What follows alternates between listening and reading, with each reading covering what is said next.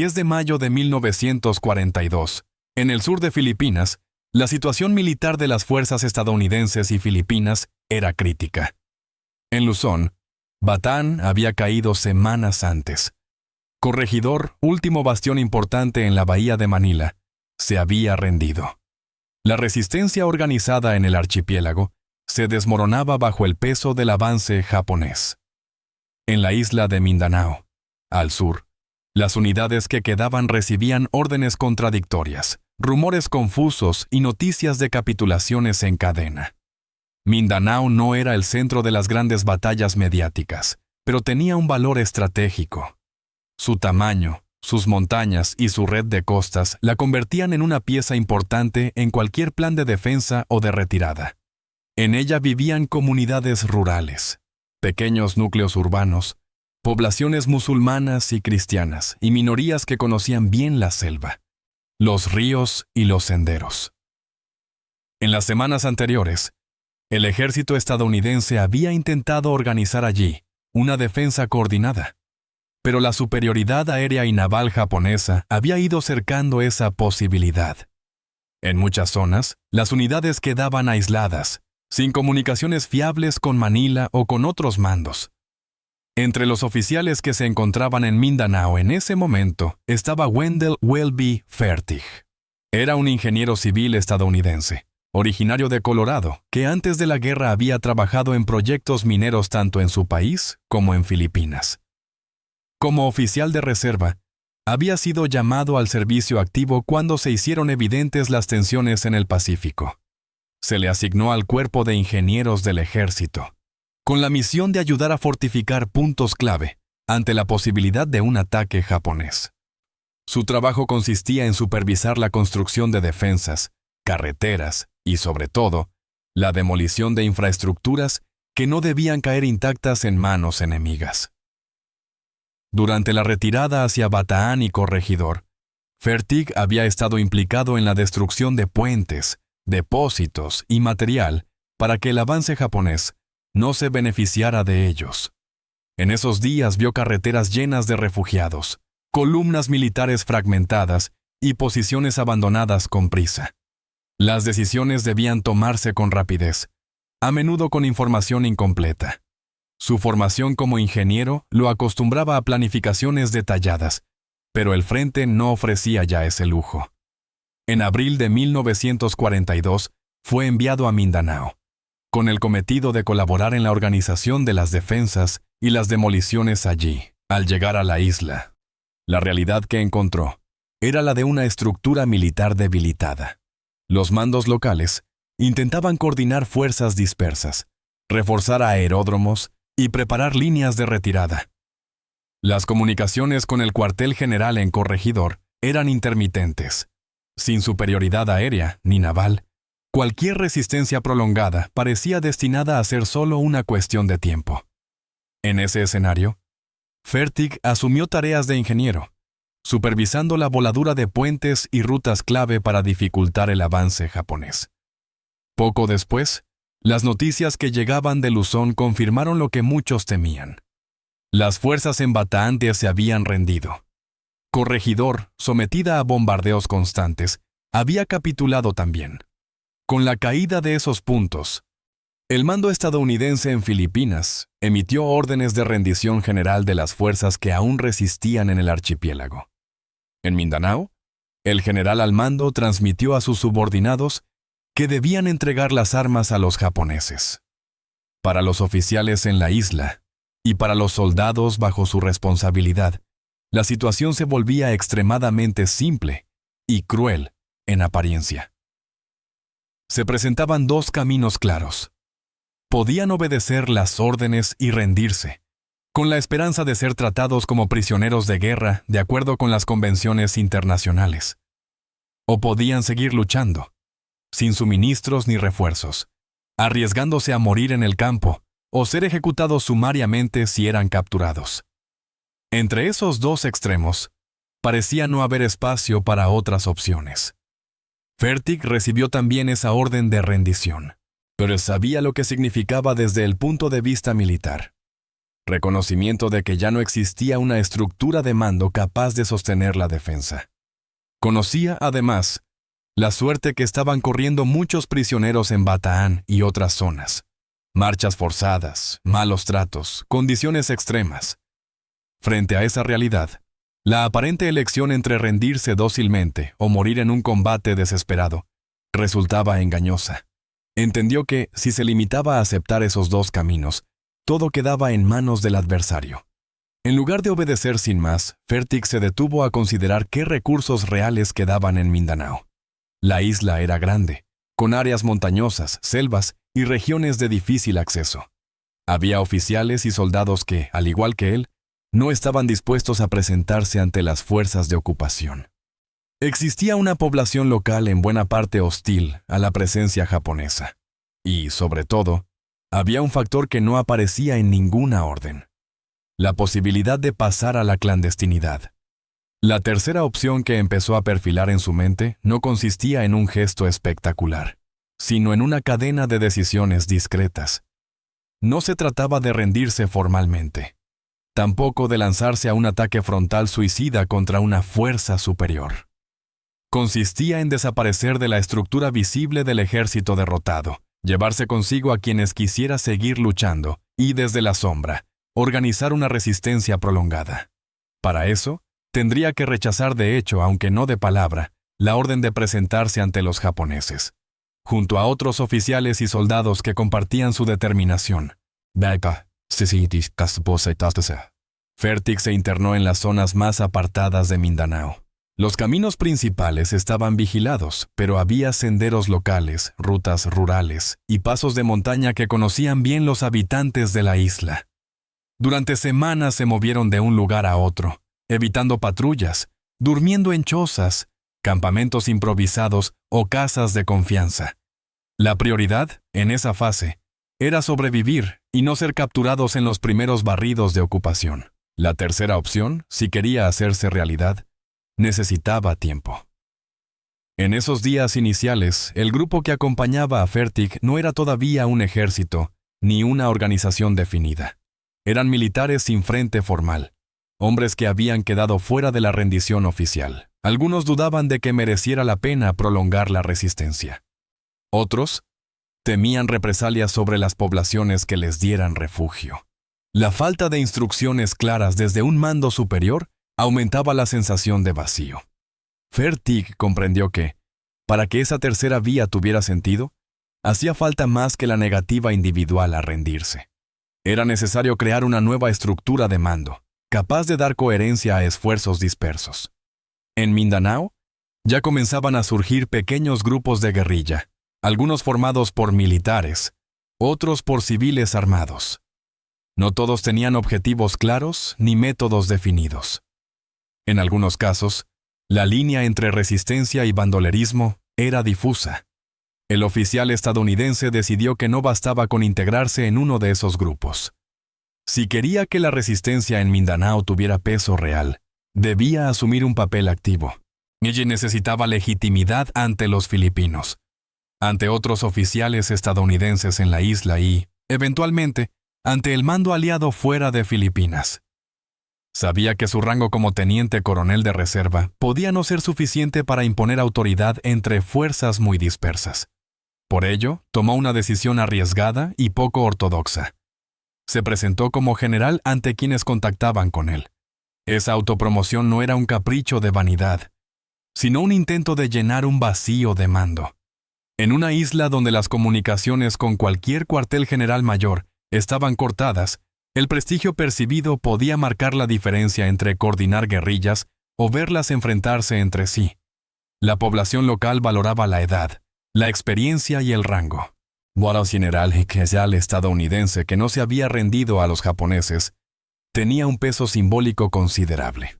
Así, Fertig empezó a presentarse como la máxima autoridad militar de las fuerzas que aún se oponían a la ocupación.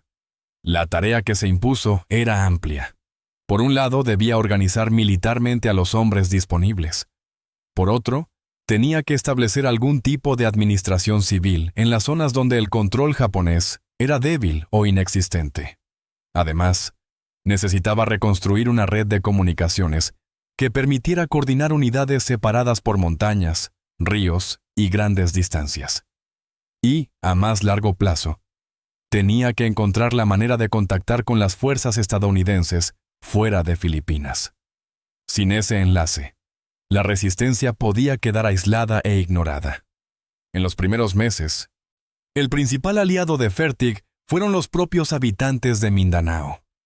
Campesinos, comerciantes, líderes locales y antiguos funcionarios aportaron información sobre la presencia japonesa, rutas transitables y recursos disponibles. Algunos jefes de guerrillas filipinas aceptaron ponerse bajo su mando nominal, conscientes de que así ganaban respaldo internacional. Otros recelaban, temiendo perder autonomía. El equilibrio entre autoridad central y realidades locales se convirtió en una de las dificultades permanentes de su gestión. Las fuerzas que empezaron a agruparse bajo su mando eran heterogéneas.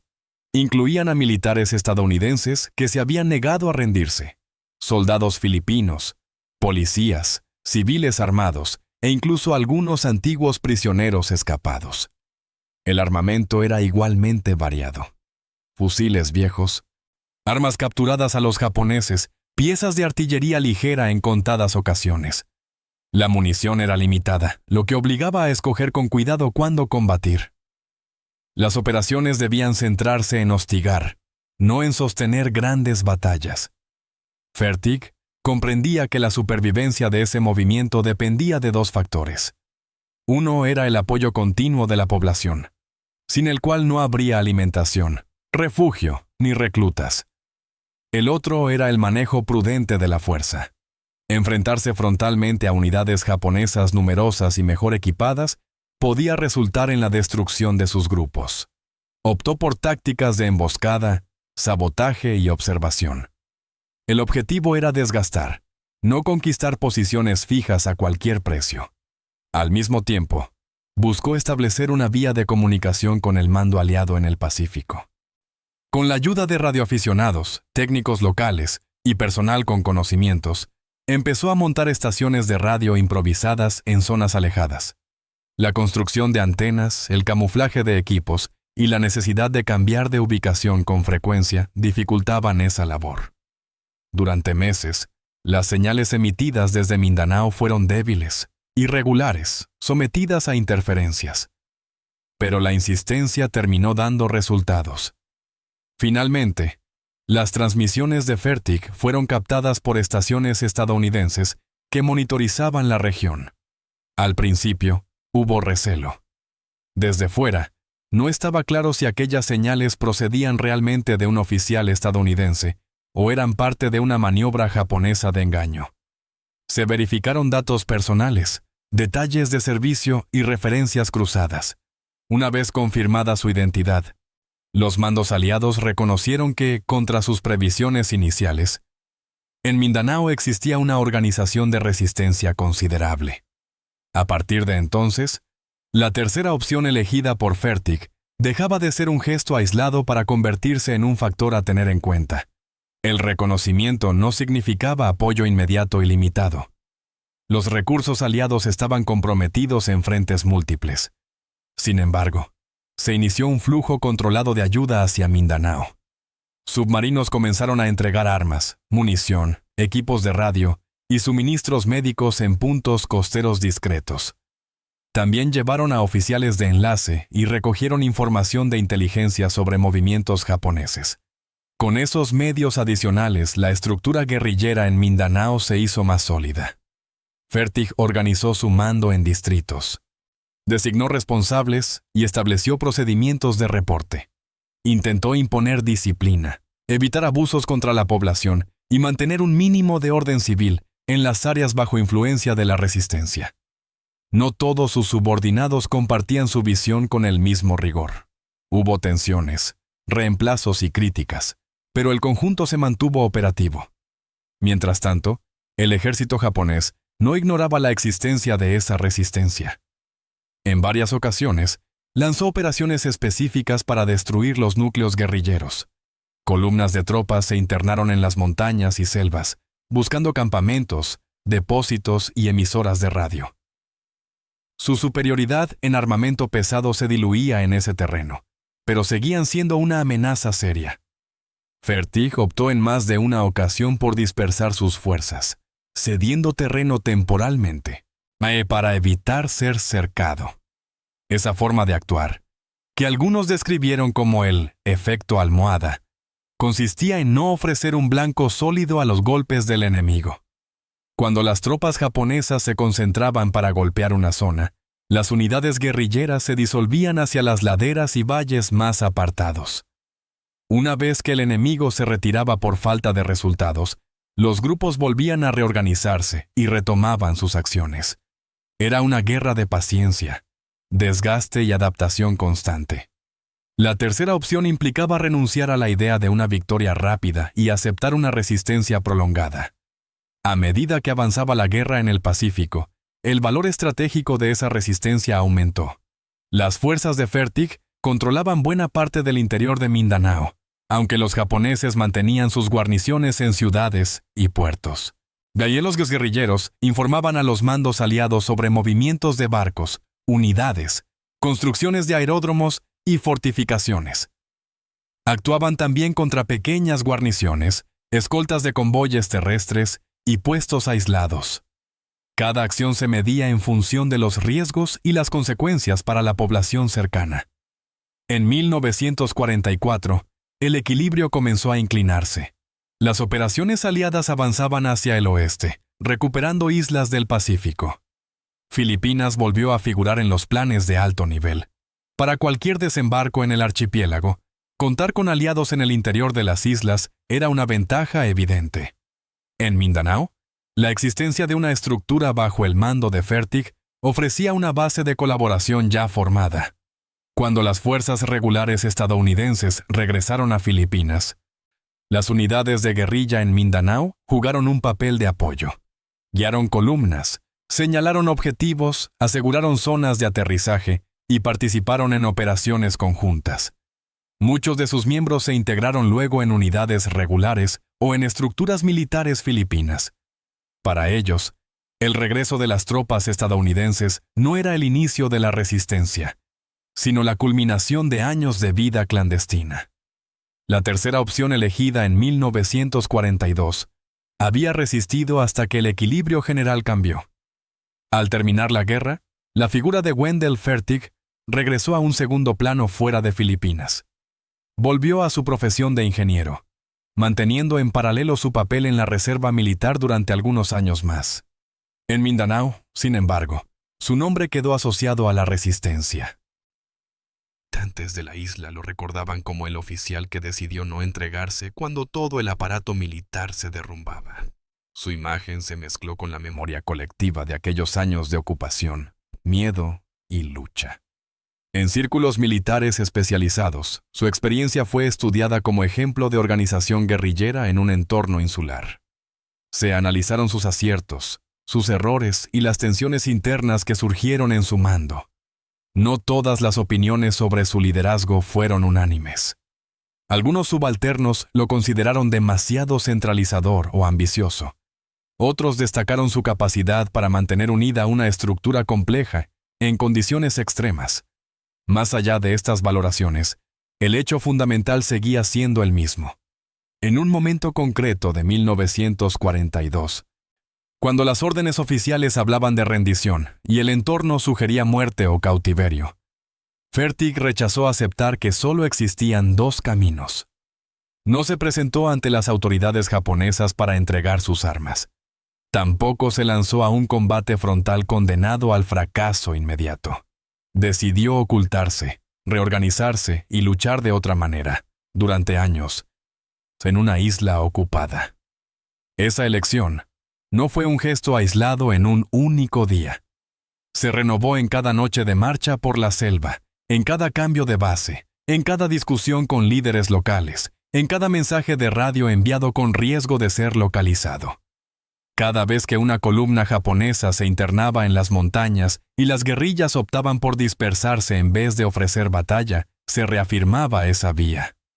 Cada desembarco clandestino de suministros, cada incorporación de nuevos combatientes, cada informe enviado al mando aliado prolongaba la misma decisión.